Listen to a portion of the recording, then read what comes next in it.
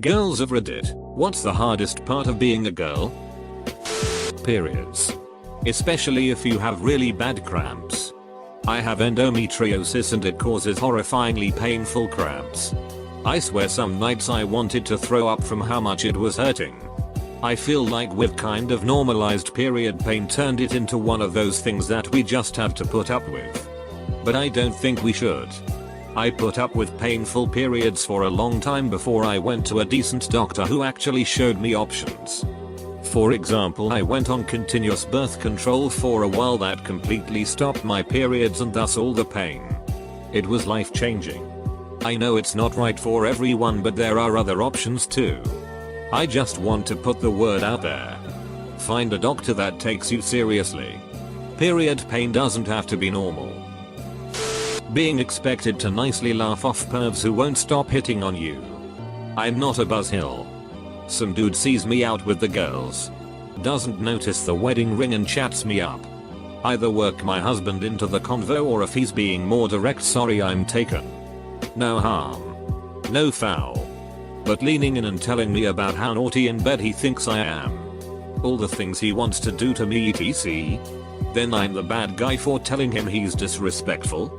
You are not expected to laugh them off. It's just they might murder you if you don't. I get annoyed with the 6 parts sometimes. I feel like my body is so stupidly complicated at times with what it likes and wants in order to reach your gaze ear. I wish the vag was as consistent and simple as big digs. Every man ever just agreed with you 1000%. Time of the month. But the thing is, if we don't get one, then we would probably think, oh crap, am I pregnant? We just can't win. And no, we can't hold it in like urine, it just blobs out. It just blobs out is the most accurate description I've heard about how a period feels. Being dismissed as emotional or dramatic when you are genuinely going through a hard time or want to speak out about something. Doesn't matter whether we've actually shown emotion or not. All that's needed is for someone to assume we ought to be upset. Then they dismiss whatever points we're really making and waste everyone's time with faux reassurances. Why are women's clothing so tight-fitted, and also the non-existent pockets in pants? Dafuk. Edit. Holy crap, I didn't expect this response to blow up to 2k upvotes so everything about women's clothing is weird. They are cute and make you feel good. But you have to search so much. So much. Because they are thinner cloth. Not durable. Don't come with pockets. All the good ones don't have to fit you. Dafuk score. When you pee and the outer labias get in the way. And you end up having like 3 different streams of piss. And one of them ends up being just the right angle to drip on the outside of the toilet. And then you see all the only guys will understand above a tap with the stream splitting into 2. Like no.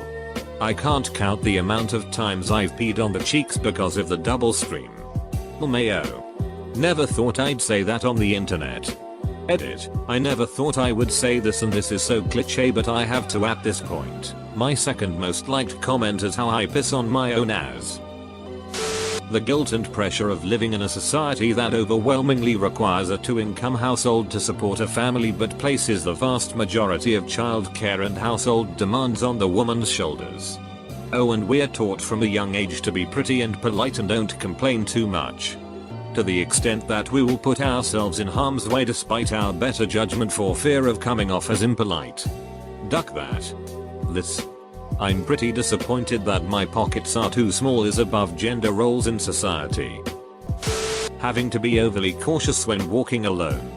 Even when walking in my complex parking lot. Sometimes I wish I could go for a run at night or walk in the city. This bothers me. Like a lot. I'm a guy and I go out walking all the time. Even late at night, 12 AM to 3 AM. Lots of strange things happen that most people never get to experience. I had a deer and her fawn stop by and hang out a few weeks ago when I stopped to take a breather at a bench in one of the parks I regularly walk past. And I've actually gotten to pet a few friendly possums when out late over the years as well. Beautiful. I experience no issues with people. Most people I run into are dudes and are equally scared of me as I might be of them. I also carry a concealed handgun, with valid permit. So I'm generally not worried about anything. The fact that women can't experience this without a huge dose of worry and concern really makes me angry. I'm not sure what the solution is. Either I felt like I received plenty of information and training consent from both my family and society, and I feel like this should be commonly known. But apparently a lot of dudes just aren't getting the message. Having you on your period be used as reason to dismissal of my feelings. And generally being talked down to by a lot of guys. I'm angry because I'm a person with emotions. Not because I have a uterus. I am a computer science major. I build PCs. Program. Do game dev. All kinds of stuff. I also used to be on a first robotics team. Basically, I know my way around tech. Every single time I go into a Fry's or Micro Center with any male person. Even if they do not speak or show any interest in what is going on. Employees talk to them. As in I ask a question. The employee answers to my male friend. So annoying. This happens in car shops too. I always bring my dude best friend with me to drop my car off because he's a big bearded dude who wears lumberjack shirts and looks like he knows his way around a car. They tell him what work needs to be done on my car and what it's going to cost. I bring him because he always seems to get quoted a lower price than I do. This is the same man who told me consistently that the tire pressure light was malfunctioning on his car and didn't realize that the actual problem was that he had no idea how much air a tire should have and had been underfilling his tires for years. Literally not being able to have a friend that's a guy without people thinking we're dating. It's even worse because I'm gay and a lot of the time guys will just be like, but you just haven't met the right one. I'll tell my friends about a funny thing my guy friend did and later they'll bring him up as that guy you have a thing for just because I've mentioned him once. It's so annoying. Everyone else already mentioned the obvious period cramps. But I'll add people thinking it's okay to touch you without your permission. And if you state your boundaries and say please don't touch me, people will think you're a rich. Because women and girls are trained to be nice. And standing up for yourself goes against that. Yeah. My mother-in-law was tickling me for some reason and I had to get full on angry to get her to stop. Then I was the bad guy. I'm 30 years old. I don't like being touched. And you need to learn boundaries. When I get pregnant I think I'm going to have to stay in a monastery or something. Yeah, my mother-in-law is like this too. It got so much worse when I was pregnant and then even worse when my child was born. I didn't care that much. But like she wanted to be in the room when I was in labor and I wasn't okay with that. Breastfeeding in front of her was interesting. Watching is one thing but she would stare every time. And try to help. I could still deal with that. The problem came with my daughter. If my daughter wants to set boundaries, that's her choice. I don't care if she's just baby, you have to listen, Mel. She's the kind of mother-in-law who gets jealous of diaper changes. Lack of upper arm strength. And grip strength. Did you know that the reason women get cellulite is the same reason we can't open pickle jars? I've heard being a woman makes it more difficult to be a fan of anything considered a boy man's hobby. Basically, if you're a fan of video games, comics, or cars, then you'll experience a bunch of gatekeeping attitudes from the guys also in those worlds. How much have you experienced that? Me playing Red Dead Online with my female character. Another player happening upon me searching for the same collector's item. Hey bro. Me. Hey man. Other player. Whoa, you're actually a girl? Me. Haha. Yep. Other player. Wanna suck my big dick? The fact that my sweatshirt cost as much as my male roommates. But is like 4 times thinner. What the duck? I think the over-sexualizing of my body just as it was developing. I received more comments and was touched and harassed by boys my age who didn't know any better. Like we aren't 7 or 8 anymore, it's not okay to wrestle with me and be aggressive just so you can grab my body parts in a unassuming manner. The straight up comments about how large my chest was when half the other girls barely had A-cups. It was a lot to deal with when for all of my life that was a non-issue. I had to accept these changes and then others used these changes to either hurt me emotionally or take advantage of me. It made me wear bigger clothes to hide my body, but I was already chunky and my mom seemed to not understand I wasn't going to fit into smaller sizes just because she did. Also, my mom refused to spend the money on proper bras for my sister and I until she was embarrassed by a family member for not taking her chesty daughters to get proper bras. We were wearing sports bras much longer than we should have been for how large our chests were. D+ cups. Trying to explain about how some parts of our lives are tough because of our gender and then being told, well, what about this tough part about being a male? Edit. I think part of the problem is that people aren't taught how to sympathize and support others without inserting themselves into the issue. Instead of saying something like, oh yeah, that happens to my group all the time, maybe say something like, that's terrible and should never happen. People being immediately dismissive of your ability to doing something simply because of your genitals. I once had someone tell me I shouldn't be putting together a desk I purchased. They said I should let my BF do it. Also, the price of feminine hygiene products. My mom is the worst offender for this.